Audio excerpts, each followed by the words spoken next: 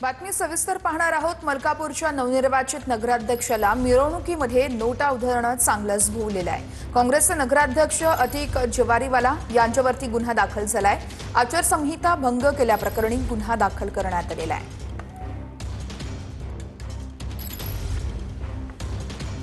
तर तिकडे छत्रपती संभाजीनगरमधील शिंदेंच्या सेनेतील नाराजी नाट्यानंतर विकास जैन नाराज आहेत। माजी महापौर विकास जैन निवडणूक लढवणार नसल्याची माहिती मिळते।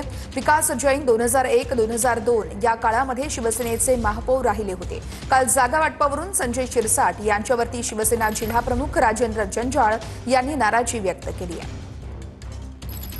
आणि मी माझं असं नाही राहणार आहे की आज माघार आणि संध्याकाळी दुपारी बी फॉर्म अजिबात नाही। माघार म्हणजे आता माघार, पण पक्षाचं एकनिष्ठेने काम करणार मी। भावनिक झालात खरं तर, परंतु नाराजी कोणावर आहे तुमची?